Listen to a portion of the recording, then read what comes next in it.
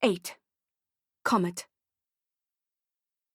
When I saw my schnauzer that afternoon, I almost spontaneously combusted. It was a sudden, bright fury that overtook my body and made my brain sizzle in my skull.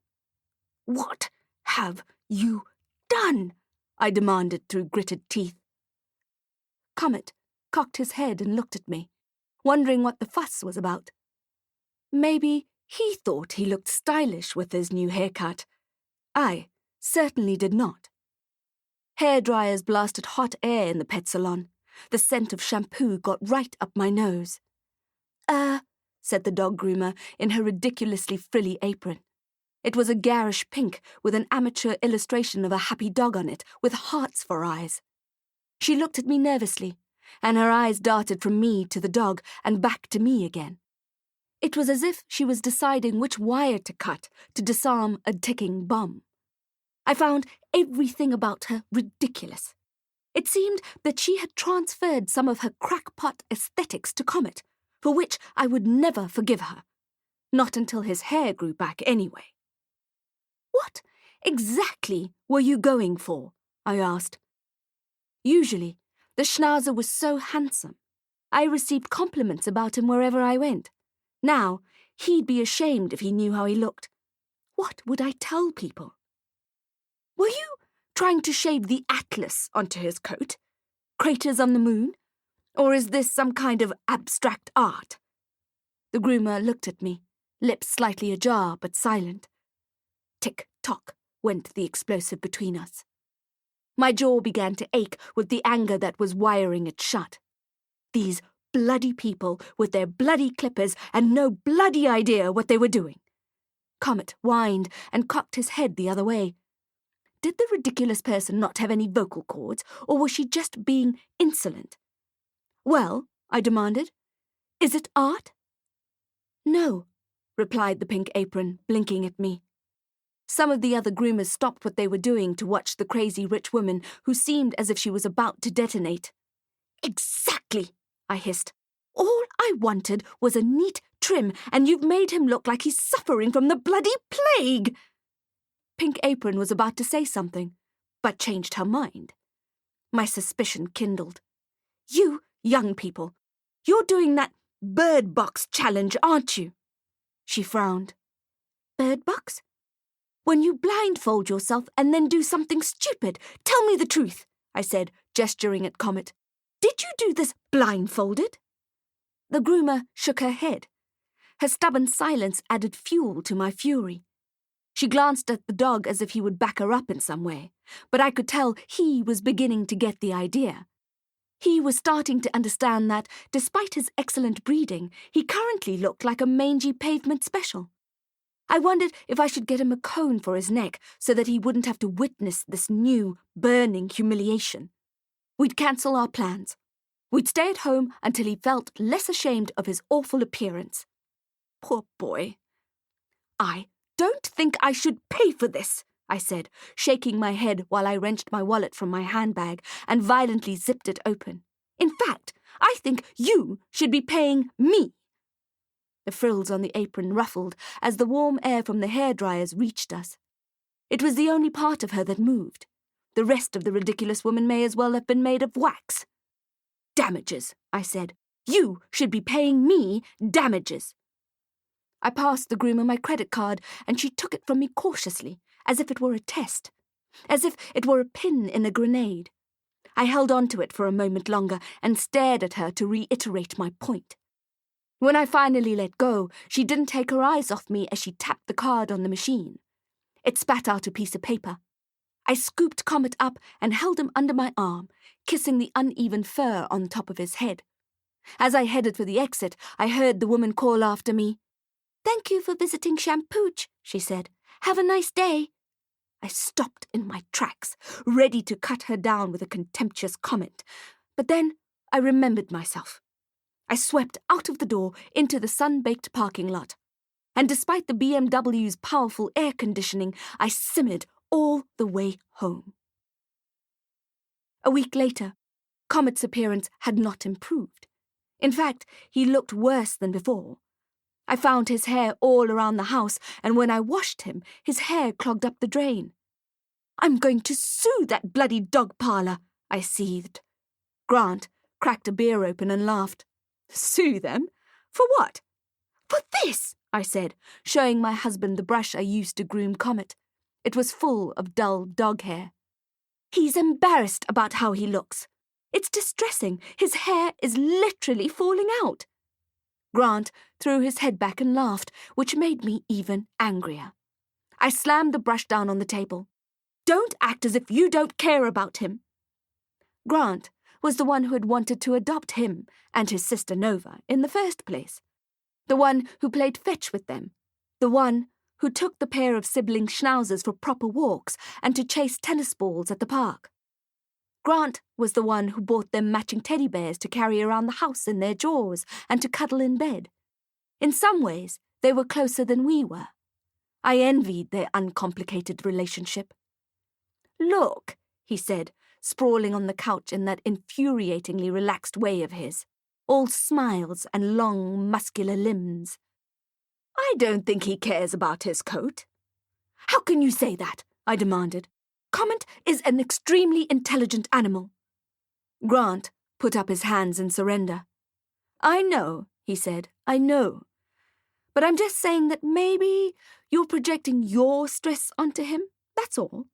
He might even like his new look. I saw him eyeing himself in your mirror the other day." "What rubbish," I said. I tried to stay cross, but a laugh bubbled up in my throat. "He was," said Grant. "He was smiling and had a sparkle in his eye, I swear. I was almost expecting him to wink at his reflection." It was so absurd, I had to laugh. Grant was such a useless husband in so many ways, but the number of times he had talked me down from a cliff made up for it. While I was a ball of fury, he was a cool brook. Without his jokes, I'm sure I would be so brittle I would have broken in half by then, or shattered into tiny shards. I looked at Comet and stroked his ears. He had Nova's teddy in his mouth. "Who's a good boy?" I said, and he barked and thumped his tail. Grant was a wonderful husband and a great provider, but sometimes he wasn't that good at being a responsible adult. This was a man who had planted a tree upside down once. He thought the roots were the branches. Another time, he told me the vacuum cleaner had stopped working. I showed him how to empty the bag, and he was amazed. Despite being quite smart and quick-witted, I had the suspicion he thought that vacuum cleaners made dust just magically disappear. One night, he went out to buy toothpaste because we had just run out. He came home with ice cream, M&Ms, candy-striped face cloths that had been on sale, a jigsaw puzzle, but no toothpaste. A couple of years ago, we were at the West Cliff Hotel for high tea with friends. Grant was eyeing the carrot cake. "What do they put in carrot cake to make it taste like carrots?" he asked, loud enough for the whole table to hear. When they started laughing, he said, "Is it carrot zest?" Suffice to say, they never let him live that one down. When we first moved in together, we had a small housewarming. I wrapped potatoes in tinfoil for the braai. Grant ran out of space on the barbecue coals, so he decided to cook them in the microwave instead. He sprinted up the stairs asking if it was normal to have lightning bolts in the microwave. When I came down to check, I saw he hadn't removed the foil. We had to buy a new microwave. It's not the only appliance he's killed. One morning, I was woken by this terrible acrid smell, burning plastic. Before I could jump out of bed to investigate, Grant rushed in. "I've done something really stupid," he said. The fact he admitted this was alarming, to say the least. "I promise I'll fix it." It was my limited edition designer copper kettle, the one I had paid thousands for, just because it was charming. It sat on our kitchen counter, looking grand, too beautiful to use. To boil water, we used the stove-top kettle on our gas plates. Grant had been half asleep when he put the kettle on that morning. At least, that's what he told me. He had put my beautiful copper kettle on the gas flames, not realizing it had a mostly plastic base. I like to tell the stories at parties, but not to make him feel bad. I forgave him the moment he rushed in with that panicky expression on his face, leaving smoke in his wake. I would forgive him anything, really. After all, I was grieving, and he had been trying to make me a cup of tea. 2 weeks after the incident at Champooch, Comet looked just awful. He carried Nova's teddy bear wherever he went. I just don't know what to think, I told Grant. I mean, what did they do to him? Did they mix up their bottles of depilatory cream and shampoo? Do you even get depilatory cream for pets? Grant narrowed his eyes and rubbed his lips as he thought it over. Probably, he decided. A unibrow would not look good on a chihuahua. I stared at Comet. His coat was an absolute disaster of bald patches and unattractive fuzz. Islands of dull fur stood out from his exposed pink skin. We should just shave him, said Grant. Shave him? I said. Are you crazy? It would look better than that, he said. It's falling out anyway. We can just neaten him up, front, back and sides. There is no way I'm taking him back to that godforsaken pet salon, I said. They're lucky I haven't shut them down. We can shave him, said Grant. We'll just use my electric thingy. I thought of the vacuum cleaner, the lightning bolts in the microwave, and my beautiful copper kettle, scorched and reluctantly consigned to the bin. Not a chance, I said, shaking my head. Champooch was not an option, but there was no way I was going to let Grant anywhere near the poor schnauzer with his shaver. I wasn't going to let Comet get any more traumatized than he already was. He looked at me and whined. We need a dog whisperer, I said, and Grant threw his head back and roared with laughter. A dog whisperer? He was laughing so hard his eyes began to stream. I wasn't deterred. A canine psychologist, I said. I'll Google for recommendations. Are you being serious? Grant asked, wiping his tears away. You know that dogs can't actually talk, right? Yes, I said, typing dog whisperer into my phone. 2 days later, we were sitting in the dog psychologist's office. When the receptionist called us, we entered a comfortable-looking lounge littered with old tennis balls and chewy rubber bones that squeaked as you tripped over them, as Grant did when he crossed the threshold. Dr. Labrussi was an eccentric-looking man.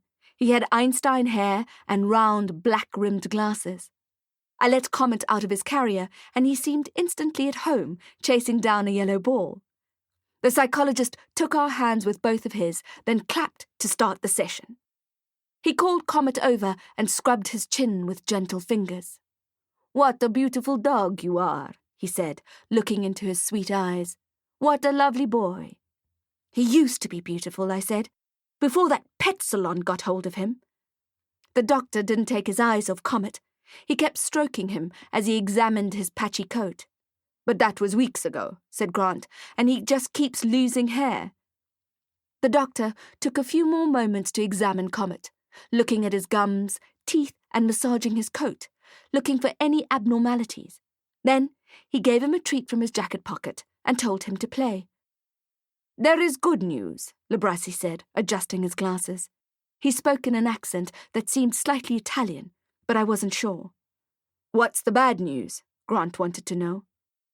He has experienced a trauma, said the dog psychologist. I ground my teeth. Those bloody dog groomers. It was at the doggy parlour, I said. I wanted to kill them. Dr. Labrussi shook his head. No, it is a deep wound. Not a bad day at a doggy parlour. Something else has happened to him, something truly traumatic. His body is manifesting the stress, hence the hair fall. Oh, I said, and Grant looked at me. We knew exactly what it was. A lump rose in my throat, so Grant had to continue. Comet's sister died a few months ago. They were best friends. They were always together. At least it was a peaceful death, we told ourselves. No accident, no shock. Just a slow descent as her health deteriorated and we had to put her to sleep. We had laid down her favourite blanket on the cold steel table at the vet and placed her shuddering body there. We tucked her favourite teddy under her front leg the way she liked it and sobbed into each other's arms as the drugs took effect and her breathing slowed and then stopped. The loss had been devastating for all of us. Comet had searched every nook of the house for days and howled into the night for his best friend, which had made us just cry more. "I'm sorry for your loss." Labrassi gave us a tender smile. "Comet will recover in time, and so will you." He slapped his knees. "That's the good news." He leaned down to pick up a rope from the carpet and threw it for Comet to fetch. The Schnauzer did so and brought it back, wagging his tail like a puppy. I blinked back tears. "So, what do we do?" asked Grant. "I prescribe plenty of play," said the doctor. "Plenty of cuddling and plenty of treats." He brought out another dog biscuit from his pocket and gave it to Comet, ruffling the fur he had left sprouting unevenly on his head. "And his hair will grow back?" I asked, finally able to talk past the tears. "Definitely," said Labrassi, looking pleased. "Do you recommend any kind of medicated shampoo or anything like that?" I asked. "You know, to speed it up?" The psychologist walked to his desk and scribbled on a piece of paper. "This oil may help," he smiled, "but you're going to have to go back to that doggy parlor to get it." In the car on the way home, I told Grant there was no way I was going back to Shampooch for the prescribed oil. Even thinking about walking in there made my cheeks burn. "You should go," he said, "to apologize." "I know," I said, "but I'm not going to." He dropped Comet and I off at home and set off for the pet salon. "Grant," I called as he started up the car again. He wound down to his window. "Ask them how to use it." "Yes, ma'am," he said, tipping an imaginary hat. "And listen to what they say," I said. But he had already closed the window and was accelerating down the driveway. When he arrived back, you'd swear he was carrying an Iron Man trophy, so broad was the grin on his face. "I got it," he said, rather unnecessarily, I thought, as he was brandishing the box so proudly. I bit back a snide comment and instead smiled and thanked him. We covered Comet head to tail in the stuff, taking care to rub the oil in gently, but thoroughly. It was a small bottle, and we used the whole thing. I didn't want to miss a spot. It wasn't easy, though, because the oil smelled absolutely disgusting. "Ugh," I said, covering my mouth and nose with the crook of my arm, and Grant had an appalled look on his face. We took turns to take breaks outside for fresh air. We finished the job, trying not to heave, and it was a relief to peel off our gloves and bin them, and send Comet outside to the back lawn for a run. "I've never smelled anything so revolting in my life," I said, holding my chest. "What do they put in that stuff?" "Dead skunks," joked Grant. "Public toilet deodorizers and essence of upchuck." "Don't," I said, pretending to retch. "I'll be sick." "Jokes aside," said Grant, "it's the worst thing I've ever smelt." "Ugh," I said again in agreement.